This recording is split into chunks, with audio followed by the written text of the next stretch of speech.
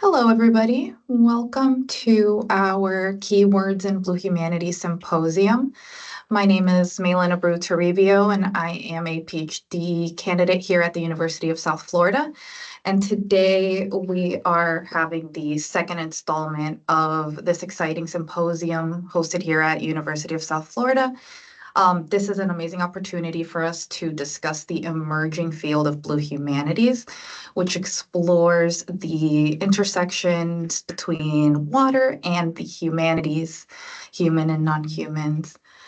Today's talk is going to focus on islands, deep time, and sediment. These are our three keywords for today.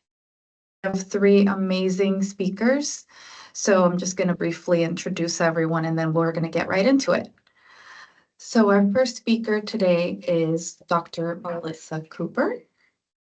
And Dr. Cooper is a writer, historian, and professor. She is the author of the groundbreaking historical study, Making Gulag, A History of Sapelo Islanders, Race, and the American Imagination. Making Gulag captured the attention of general reading audiences, students, and scholars. Cooper's book was discussed and featured in a variety of media, ranging from The New Yorker, Atlanta Journal-Constitution, and Upscale magazine to podcasts and radio shows. Dr. Cooper is also the author of Selling Voodoo in Migration Metropolises, in the edited collection Race and Retail, and Instructor's Resource Manual Freedom on My Mind, A History of African Americans with Documents.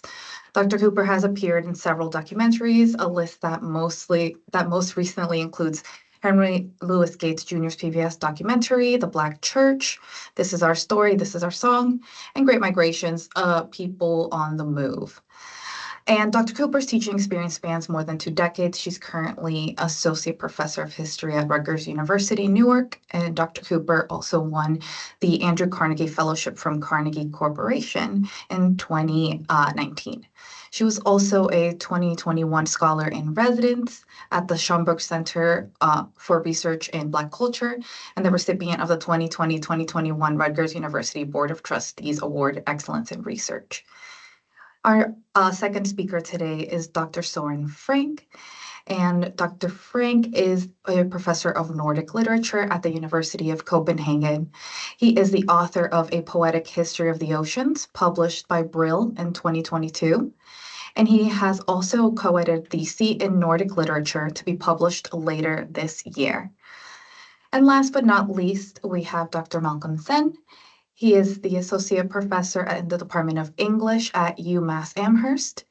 His research focuses on questions on sovereignty, migration, race, and war in the context of climate change and the Anthropocene. His literary archive spans global Anglophone, Indian, and Irish literatures. Sen's monograph, Irish Anthropocene, Literature, Climate Change, and Sovereignty, will be published by Syracuse University Press in May of this year. And Sen is the co-editor of Postcolonial Studies and Challenges of the New Millennium, the editor of The History of Irish Literature and the Environment, and co-editor of Race in Irish Literature and Culture. He has written almost 20 articles on such topics in academic and public-facing journals. So without much further ado, let's begin with our first speaker, Dr. Melissa Cooper. Thank you. Islands. Mary Granger, the supervisor of the Federal Writers Project Savannah Unit, left coastal Georgia's mainland during the fall of 1937 and headed to one of the region's barrier islands in search of evidence that proved shreds of African culture had survived slavery and lived on in Black communities. Sapelo Island was her destination. Granger had visited other Black communities on the mainland, but Sapelo was different. After spending 3 days on the island interviewing ex-slaves and their descendants who called the island home, she penned a dramatic description of scenes from her departure. Quote, "The boat neared the mainland. Our trip was over. As we bade goodbye to our guide, we cast a look of farewell at the dim outline of the tropical island. On the journey homeward, impressions received during our stay on Sapelo crowded against one another in disturbing sequence. Innumerable memories assailed us. Faintly, the echo of shouting rose and fell in the distance. The measured chanting of voices and the pounding of feet seemed to follow us across the water. Close quote. Granger, an amateur white folklorist and writer, had come to believe, like some anthropologists had during the 1920s and 30s, that the possibility of finding African survivals implanted in Black American communities was strongest on islands. More specifically, islands scattered along the coast of South Carolina and Georgia. Isles bordered by ocean waters, sounds, and inlets, and estuaries that separate them from the mainland. Of course, white anthropologist Melvin Herskovits, who championed African survival's theories, suggested more research should be conducted among, quote, isolated groups living in the savannas of southern Georgia or the Gullah Islands, the Carolina coast, close quote. But even Robert Park, a famous white sociologist who broadly rejected African survival's theories, made an exception for one population, Black Southerners who lived on islands. In an article on race published in 1919, Park wrote, quote, "There's every reason to believe that the Negro, when he landed in the United States, left behind him almost everything but his dark complexion and his tropical temperament," close quote.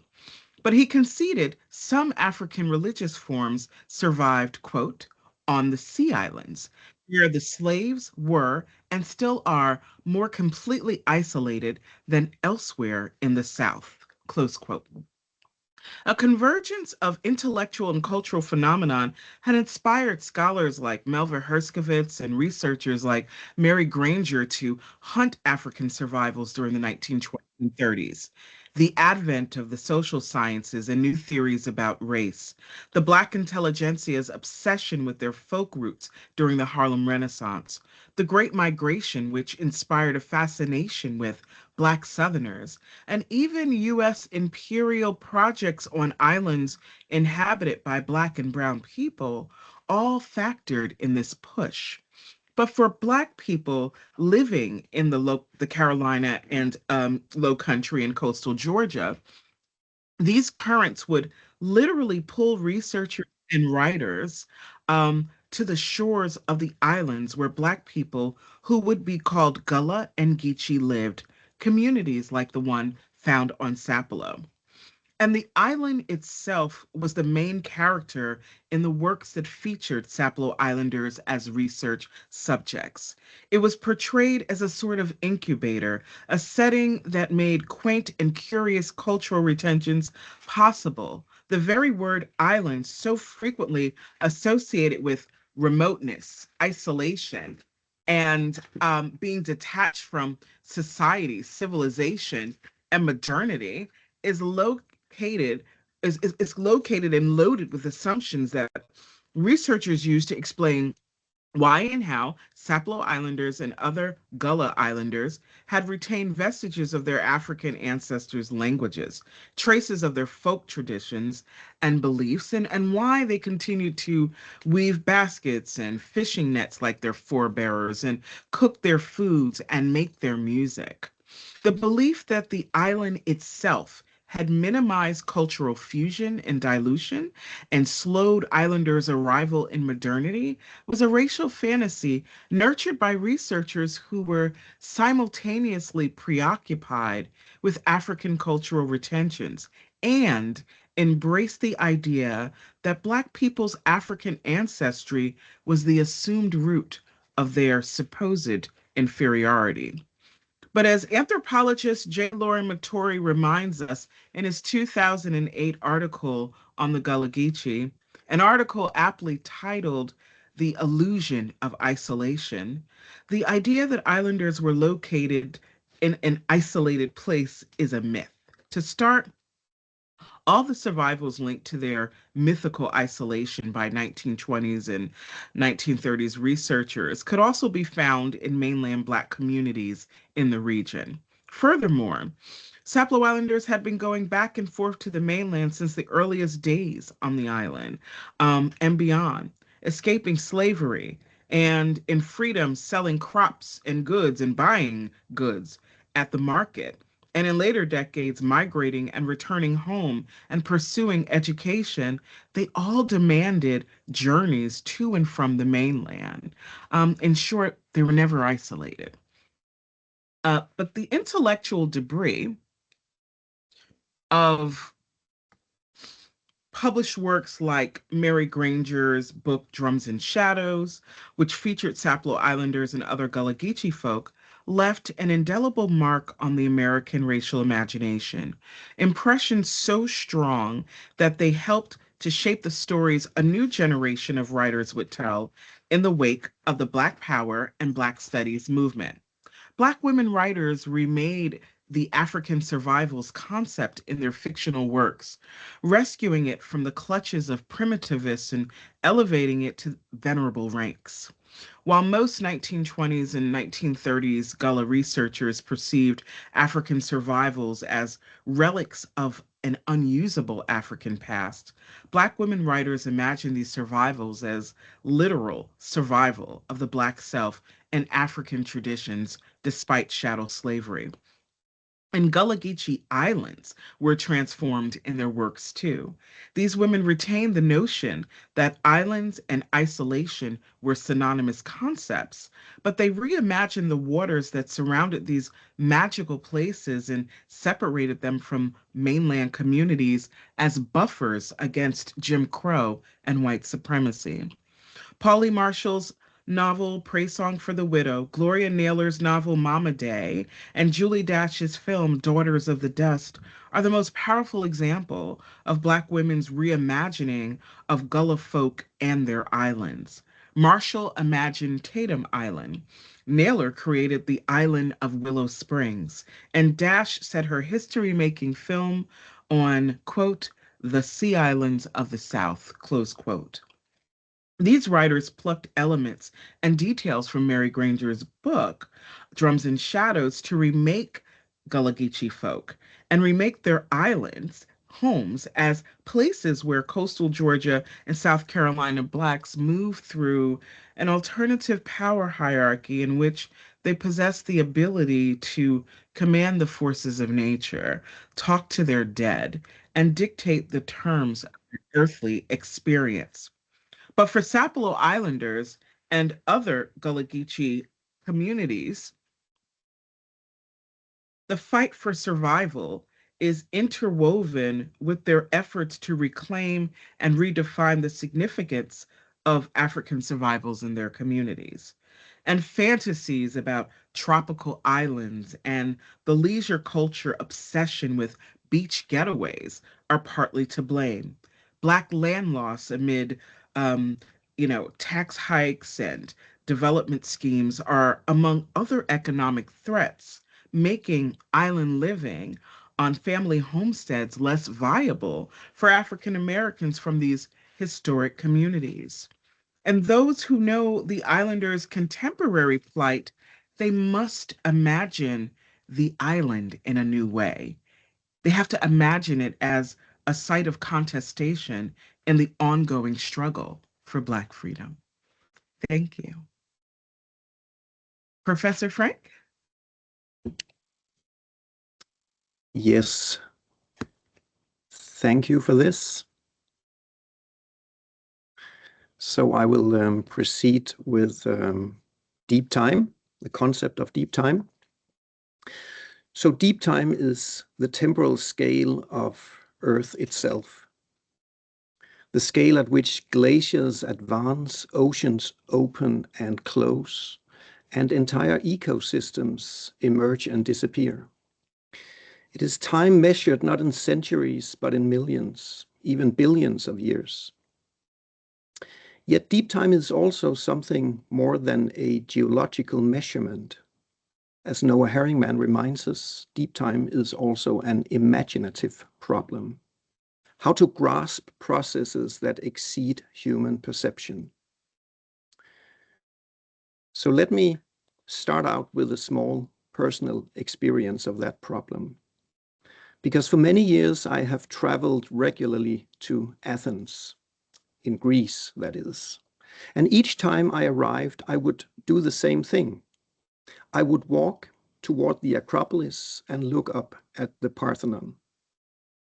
The temple is about 2,500 years old, and for a long time that number felt almost incomprehensible to me. Standing there, one senses the weight of antiquity. It seems astonishing that something built by human hands could survive for so long. But one year something changed.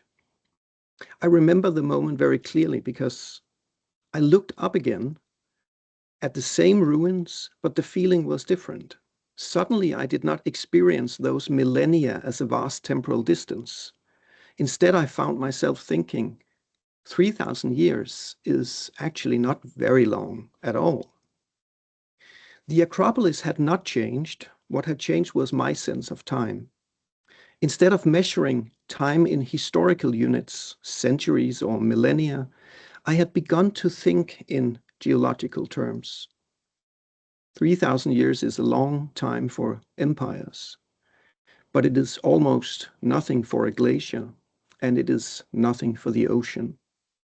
That shift in temporal perspective is what we call deep time.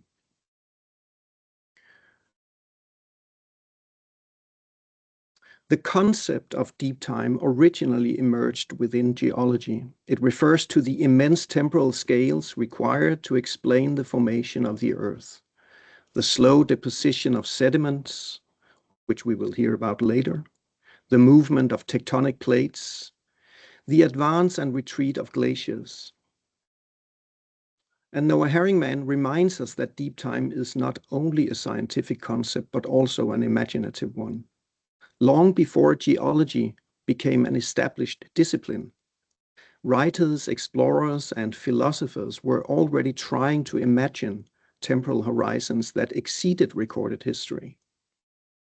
Deep time in this sense is not simply a measurement of age, but a mode of imagination, a way of grasping processes that vastly exceed human experience. And today this concept has become especially important in discussions of the Anthropocene. As Jeremy Davis has argued, the Anthropocene confronts us with the unsettling realization that human actions now operate on geological scales.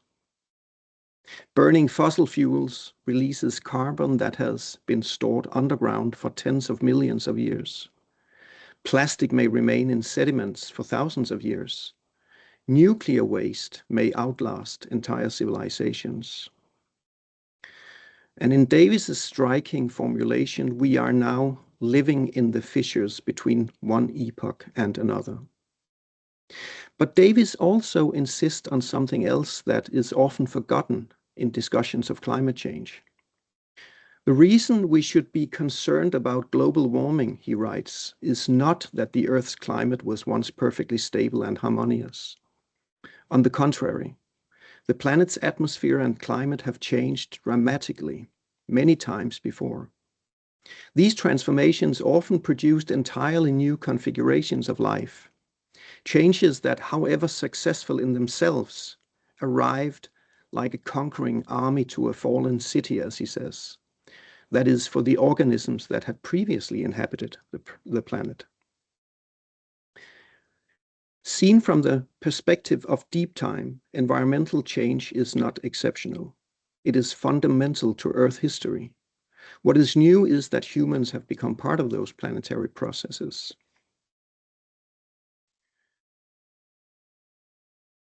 The ocean plays a crucial role in making this temporal perspective visible. More than 70% of the Earth's surface is ocean, and much of the planet's geological history is recorded not on land, but in marine sediments.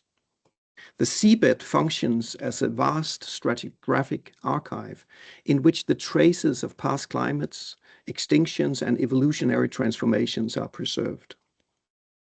At the same time, the ocean carries a powerful symbolic dimension. As Elizabeth de Lovery has argued, scientific discourse positions the sea as both origin and destiny. Origin because life on Earth emerged from the ocean, and destiny because rising sea levels, perhaps the most visible sign of planetary change, connect the melting of the polar regions with coastlines around the world, producing a new awareness of planetary scale, interconnectedness, and an even bluer planet. The ocean is therefore not only a geographical space, but also a temporal medium, linking planetary origin with planetary destiny, deep past with deep future. Glaciers, rivers, and oceans are not separate systems, but different temporal states of water moving through the Earth system. When we speak about glaciers, we are therefore also speaking about the ocean. The Anthropocene confronts us with a paradox. Humans now influence planetary processes that previously unfolded only in deep time. Literature sometimes helps us to imagine this shift in temporal scale.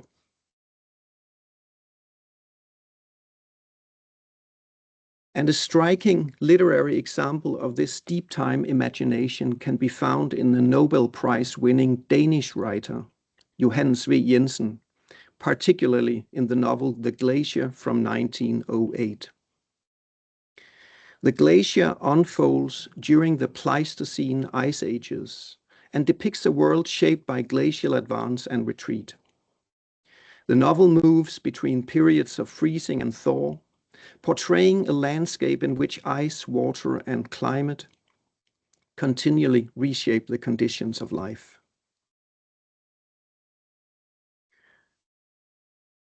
In one passage, Jensen describes the end of a glacial phase. The great thaw sparkled in the eye of the sun over the north. The ice sheet was in rapid retreat.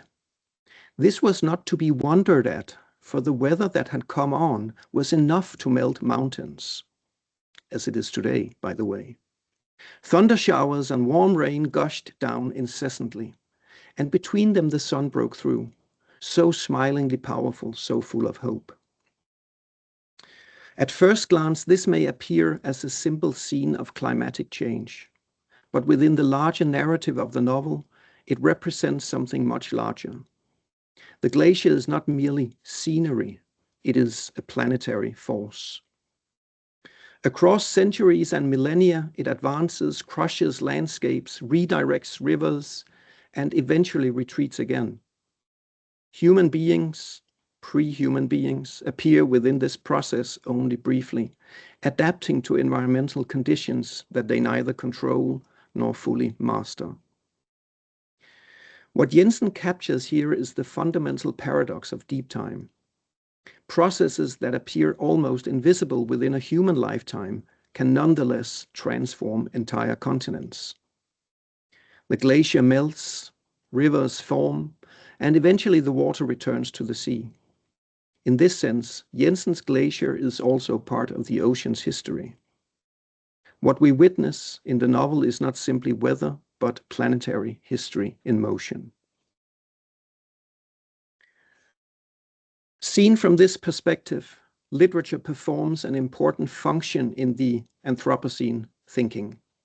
Scientific discourse can measure geological processes, but literature provides narrative forms through which humans begin to perceive them.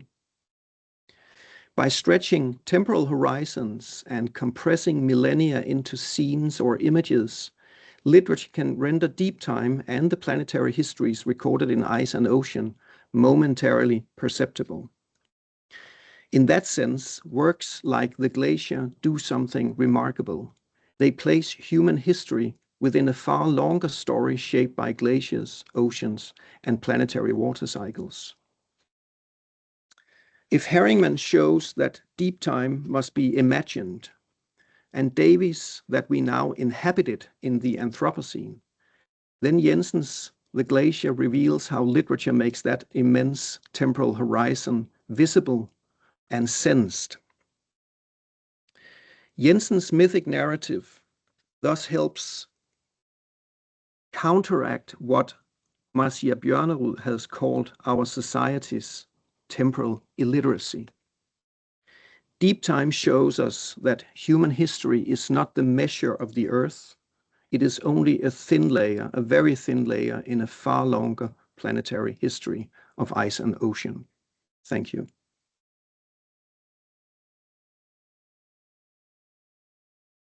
Thank you, Dr. Frank. I shall say a few words about sediment, and I'm looking forward to it. So thank you, Professor Hallock, and everybody else who has been working away at putting the series together. Keywords help us swim in the deep waters of blue energy and the broader environmental humanities. Their proliferation in this contemporary moment speaks to a growing awareness that ways of knowing need radical expansion and intentional speculation, just like they did in Raymond Williams's time in the 1970s with the publication of his seminal book. Keywords are portals of historical discovery. They are peepholes that help animate ecological entanglements in historical processes. Keywords are also the anchors of what is by now a wide-scale humanistic interference in sustainability discourses. This interference, this literary interruption of the sustainability status quo, I think, is vital. The co-optation of sustainability by science and industry is an extinction narrative. Stupefied by shadows, punch-drunk on naivete, bewildered by unintentional consequences, co-opted by techno-feudal greed. We, from the underfunded side of the campus, cannot, should not wait for science and industry to complete their training in critical thought. Keywords can aid burst the bubble of instrumentalized sustainability discourses. Let us not worry about the future of the humanities. Keywords can help us navigate the reasons why the humanities are, as they have always been, survival manuals for thrivable futurity. It is towards this futurity that my choice of keyword gestures. The word in question is sediment. It is a word that seems terribly unsuited to a migrant like me, whose life continues to unfold across 3 continents. I have always been adrift and remain quite untethered to the notion of national identity. Perhaps that is why the locational stillness suggested by sediment is alluring to me, personally. Nonetheless, sediment can gesture towards the discursive arena of the new earth of the Anthropocene, the one handed down to us as a deconstructed human artifact. The earth in this schema is a financialized globe and a technological orb to be managed, a planet to be saved. This is our political heritage, but one that this word sediment we will see unsettles. It was an important word from the earliest known examples of geological thought. In the early modern period, as scientists were doubling over to align creationist theories with scientific ones, sediment pointed to the earthly remains after the deluge. William Whiston, an English physicist who inherited the professorship of mathematics at Cambridge University from Isaac Newton, proposed a Newtonian revision of the Cartesian theory of the Earth. In his new theory of Earth, he notes that our upper Earth is factitious and composed of the sediment of the waters of the deluge. By 1860, as glaciology was gaining common ground, J. Tyndall, in his The Glaciers of the Alps, wrote that the snow gradually wasted, but it left its sediment behind.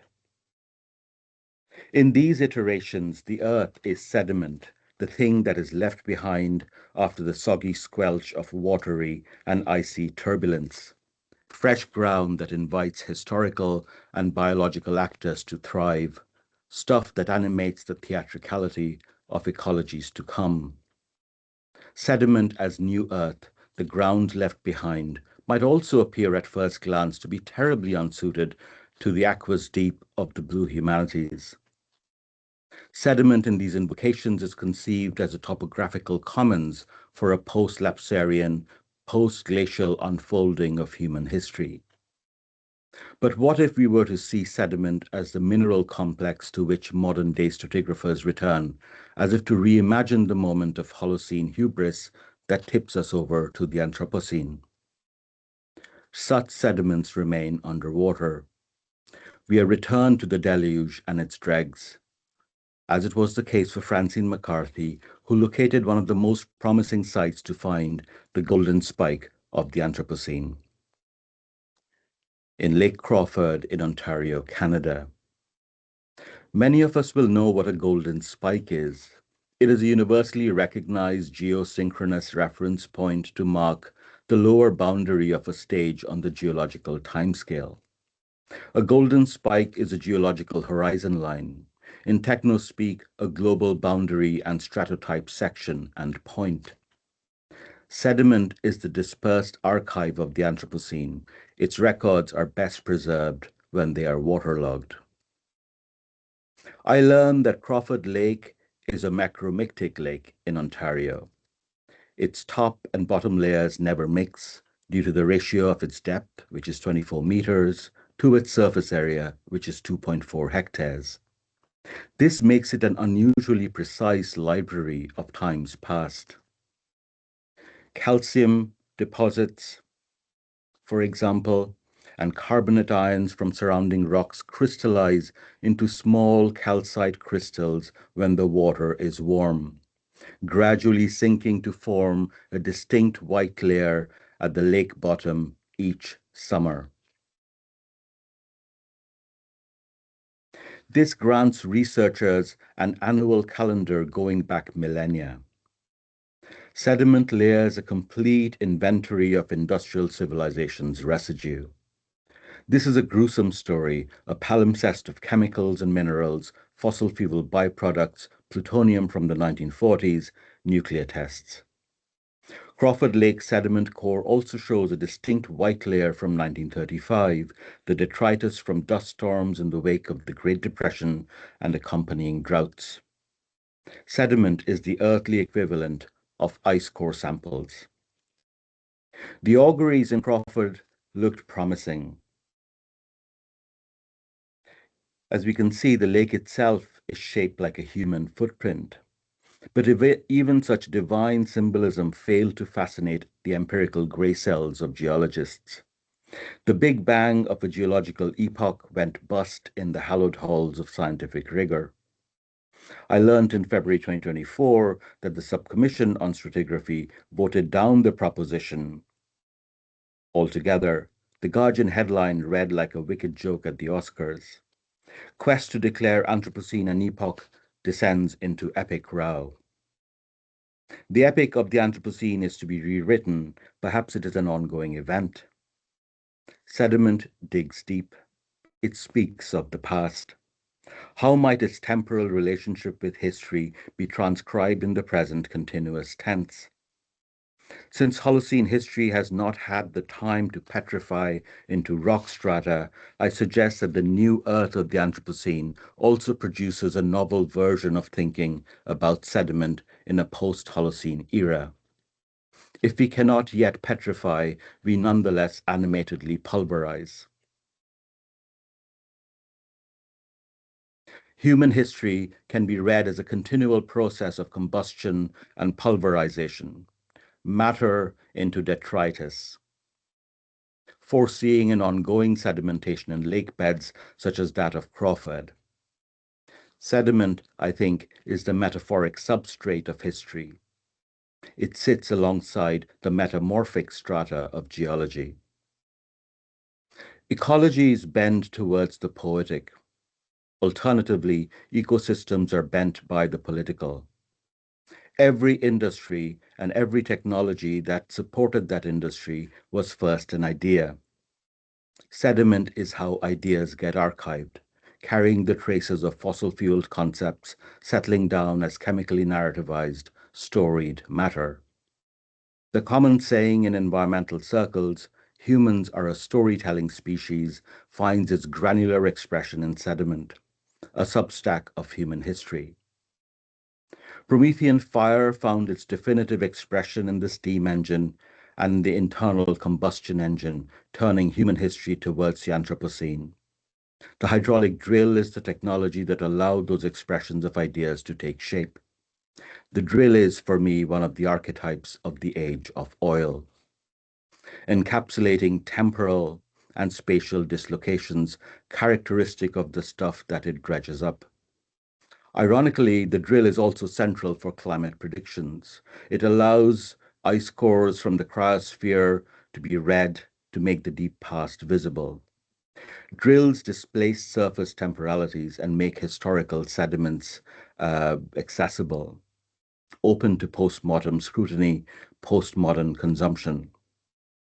Drills are erosion accelerators working at non-human velocities, prosthetics to read ice cores and taxonomize sediment cores to determine the originating moment that sets the age of the human into motion. The drill as a tool for epochal definition, as it were. Sediment is a matter of epochal significance.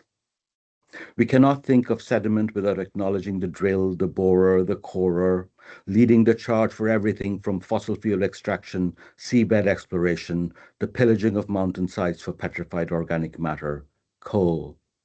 What is coal in the mountainside, petroleum is in the seabed. Sediment connects the blue humanities to the energy humanities to the broader environmental humanities. In the oceanic world, the drill reaches into Hadean sediments to suck up gelatinous and granular remains of plant and animal matter from carboniferous life. Sediment can turn tenaciously viscous here, but the drill is more tenacious still. Such stuff is the poetry of the Anthropocene, as in Juliana Sparr's gut-wrenching poem about the Deepwater Horizon catastrophe. It is dynamic positioning that allows a semi-submersible the ability to hover there over the well. It is a 36-inch tube, a casing that extends down to allow the drill and bit to be rotated there, the drill then spudding in the seafloor, dark and giving way.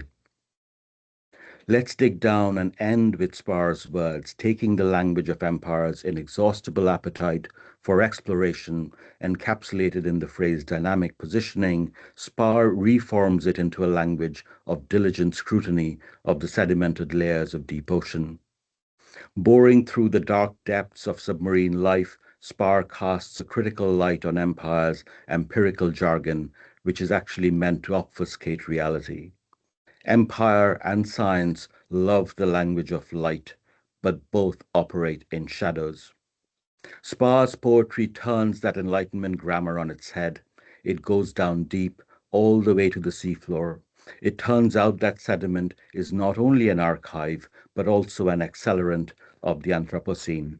And I'm going to end here with the final passage from Sparr.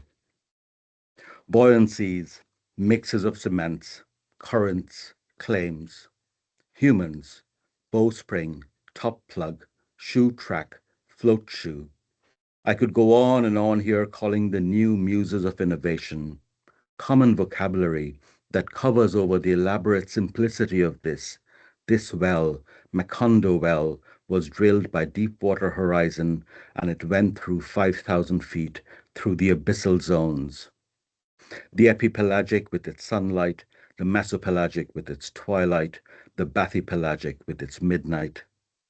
Then, where the sea meets floor, the deep ocean, a blowout preventer, there with the fish, the darker fish, the large detritivores that feed on the drizzle of the molted exoskeletons, the carnivores, snipe eels, big lanternfish, and zooplankton, corals.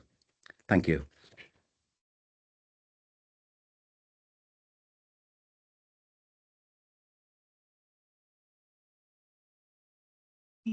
Thank you all so much. That was amazing. Now we're going to move into our Q&A portion of this chat. And I have a few questions already coming in, but please add your questions to the chat so I can ask our panelists.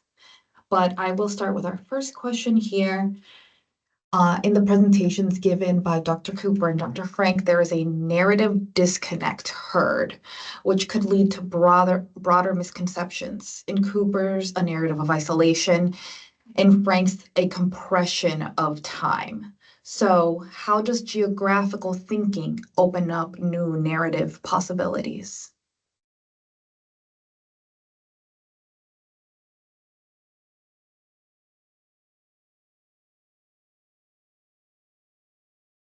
Well, I definitely want to say that Professor Frank, I did feel that there was a real sort of intersection between our works around imagination and the perspectives and the stories that we tell based on what we bring to the things being observed. And so, in that way, I think that, it's the imagination that structures the narratives that become the stories. And in the case of Gullah Geechee folk and islands, I'm not sure that the geologic helps to create a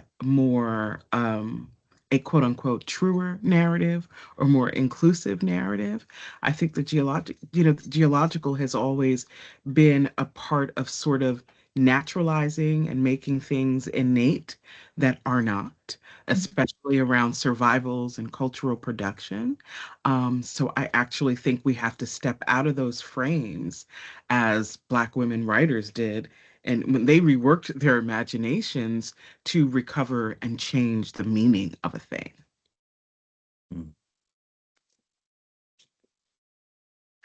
Yes, thank you for the question. I completely agree about the interconnections. So I was wondering a little bit about the question focusing on. I think I heard you say, Mailyn, geographical places, and I was thinking, well, my talk was about deep time, so how does geography play into that? But of course it does, because the glacier is the geographical starting point for my talk. The ocean, of course, is also a geographical phenomenon. And I guess a kind of a guiding principle in the way I talk about these places is that each place also has its own temporality. Um, so and I think the compression metaphor is very important, because, and that this ties into what you said, Melissa. What is so fascinating, I think, about Jensen's mythic narrative, the novel he published in 1908, is that its plot unfolds over several million of years during the entire Pleistocene. But narratively, he condenses these long periods, these long stretches of time, with a kind of tableau or almost symbolic, intense scenes in which he captures these long stretches of imagination and of time unfolding. So I really think that the way that he narrates his story is a way that, as a reader, you can actually almost sense or feel that time is unfolding here. Long stretches of time are unfolding. So I like the compression metaphor.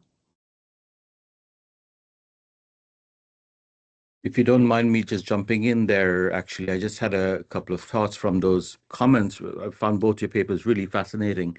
I really like the idea of, the island being cast really as an ethnographic zone, kind of becoming a site of anthropological thinking. And it got me thinking about, archaeological sites as seismic events. They kind of bring forth, right? In both those cases, an archaeological site or a, museum or a heritage space really is a space that is like a seismic event, bringing us back into deep time. And islands, of course, are where modernity's deep time was practiced in many ways. To escape from the rush of modernity, the island as paradise and yet also the islanders as somewhat, ethnographically kind of located in deep time in many ways, right? But in the context of climate change, of course, Pacific Islands especially, and islands around the Bay of Bengal, for example, we might say, also inhabit the future. They are literally spaces that are already in the midst of the processes of disappearance that places like Louisiana, for example, are also kind of witnessing. They are in many ways narratives of scientific fiction, in the classic sense of the term, as in they are spaces literally from the future suddenly being imagined in the present. And that is where the geography and temporal mix, I think, is kind of interesting. Yeah.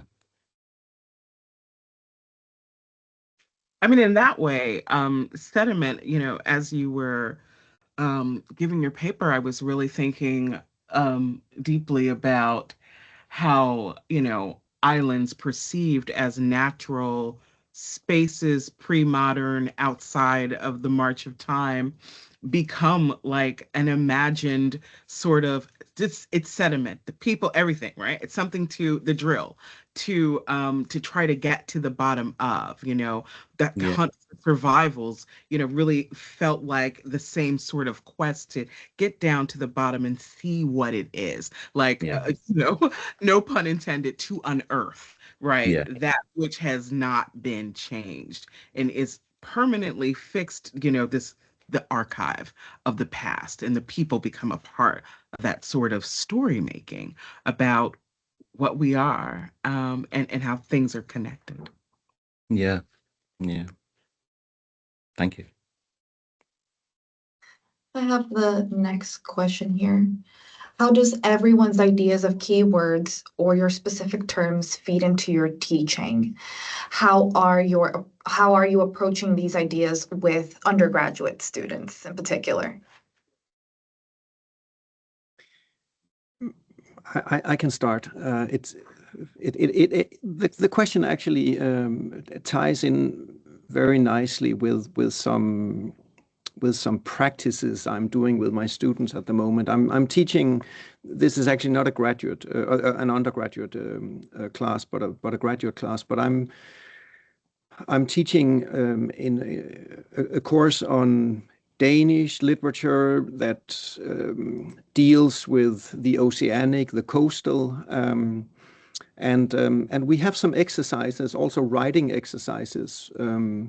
I've been communicating quite directly to my students that the principle that guides my course is that literature comes first, theory comes second.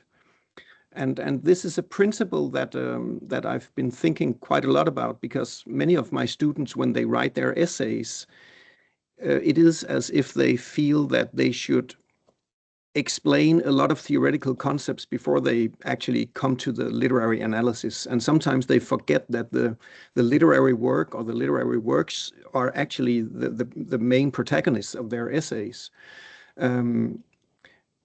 So for me, key concepts are something that I integrate in my classes every week. They are very, very important.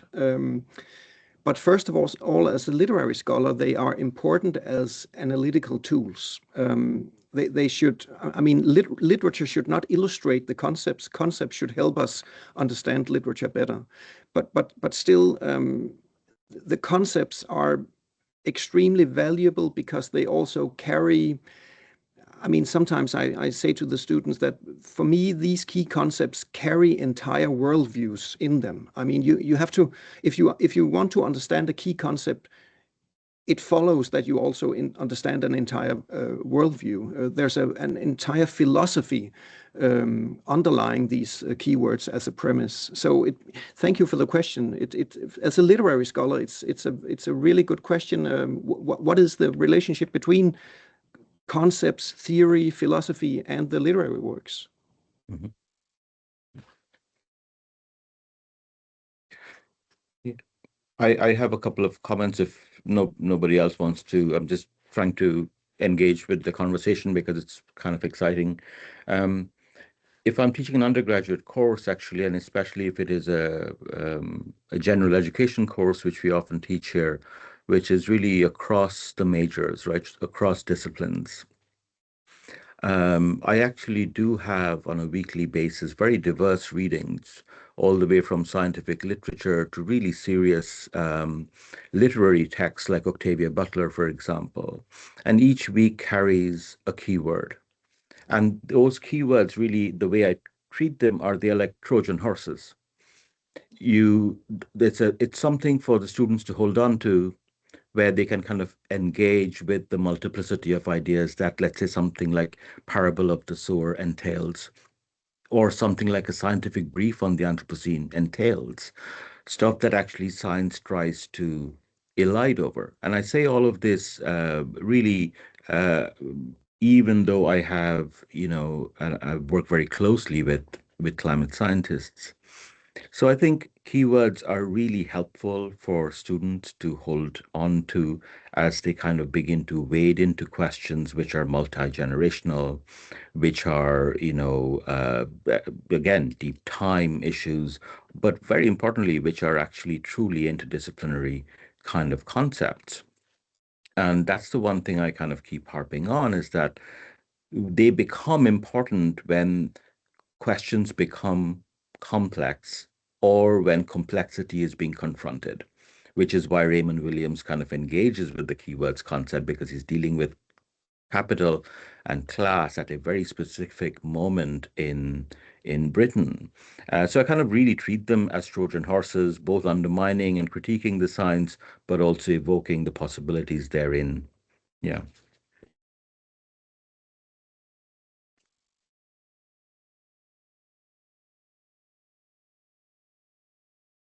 All right.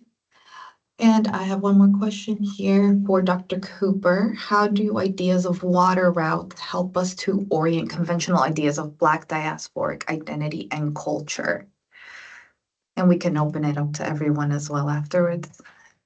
Yeah, I think that's a really interesting question. And as I sort of meditated on it, I was drawn back immediately to the slave ship and waterways. I think that water has always been critical in the ways that Blacks have understood diaspora. And they are, in fact, inextricably linked concepts, via the trade, the transatlantic trade. And so I I think that, and of course, a lot of scholarship and a lot of work has examined, the slave ship, the concept of the ship, the Black diaspora, setting sails, as a way to understand the making of Black diaspora via the slave trade. Yeah, it's a great question. Thank you. Thank you, everybody. I also have a question, just to finish it off. I believe that someone's presentation mentioned, Malcolm, your presentation, the Crawford Lake as a library. And I'm kind of seeing that all the presentations here are looking at these keywords and the actual physical spaces that these keywords represent as these kind of libraries. And I was interested in how uh, you guys feel about the human kind of transcribing and being the, I guess, storyteller, right?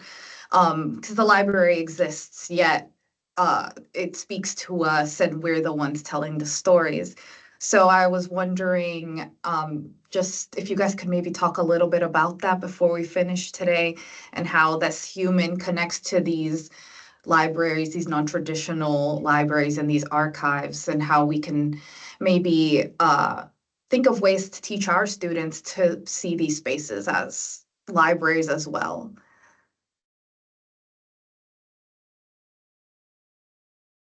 Well, there is, I'll jump in here with a few thoughts, and I hope others will join me too. The key idea that has made quite an impact in humanities disciplines has been the idea of the archive. And of course, the moment you mention that word or the word library, you are basically choosing who the librarian is and what the context is and what the production of that library or that archive is. So, in a kind of a book that I'm kind of writing at the moment, which is actually called the Anthropocene Archive, I'm kind of going back to those questions of like what exists beyond the human by actually challenging the fact that this is not necessarily a post-humanist gesture, but it is actually a story of the disposability of Black, brown, and multicolored bodies today. And so my subject matter for the archives really are the ones that won't make it into the archive of the Anthropocene, so to speak. Um, but of course, when we think about the archive, we often think about it in earthly terms. It is, of course, true that in 12,000 so kind of miles from the Earth, we actually also have an archive of thousands upon thousands of satellites. And because they are actually in the lower Earth orbit, they're outside the gravitational field of the Earth.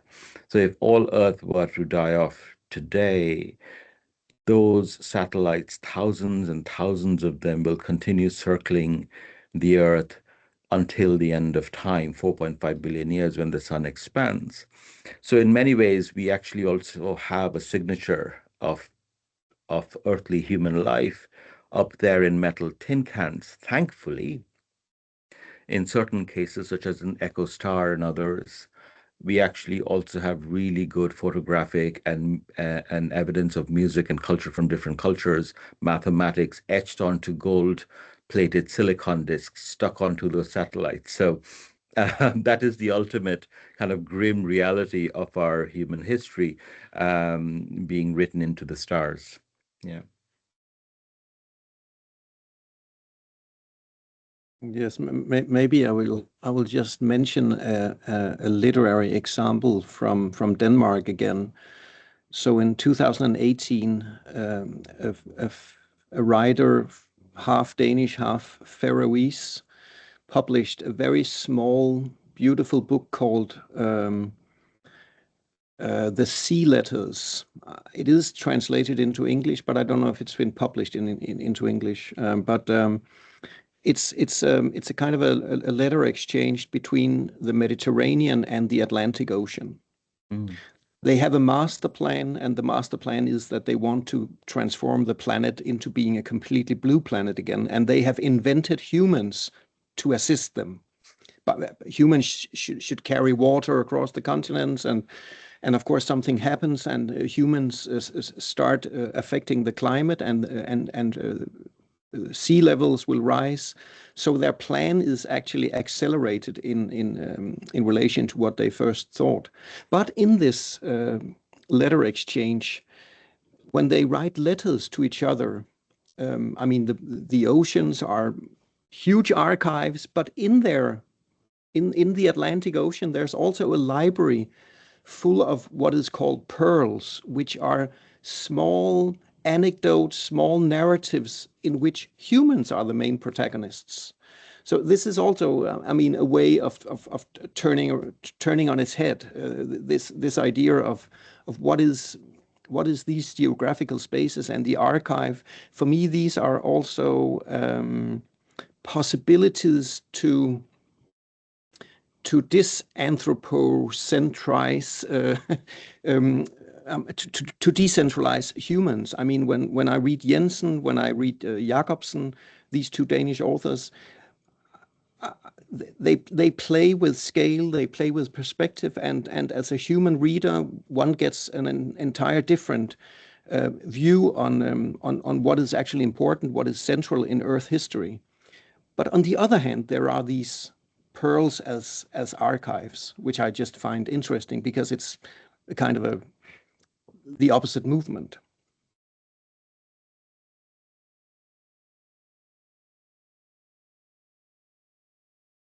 Yeah, I'm also thinking about regarding your question about sort of reading these things, for me, islands as libraries. And I kind of think, you know, that if that were to be the approach, they should be read, with a lot of attention paid to, you know, sort of the volumes, these episodes, these moments in time within that library, paying special attention to storytelling and meaning making, right? And awareness that even the objective of reading a space to give us a greater understanding of a thing, that process in and of itself is an important process of meaning making that needs to be interrogated even as you are engaging in it. So that's sort of how I would answer that question. Amazing. Thank you so much. That was great. I loved everyone's presentations. I just want to thank everyone for these beautiful presentations. And I would also like to just wrap up here for us today, and thank Kristen Kurst and Amanda Weekly for monitoring our chat. Thank our presenters, Dr. Malcolm Sen, Dr. Melissa Cooper, Dr. Søren Frank, for joining us. And before we leave today, I just want to remind everyone that our next Blue Humanities webinar is going to be on April 17th at 2 p.m. So hopefully everyone here today can join us then. And again, amazing talk. I learned so much personally. So I thank you for joining us. Thanks for having us. Thank you, everybody. Thank you.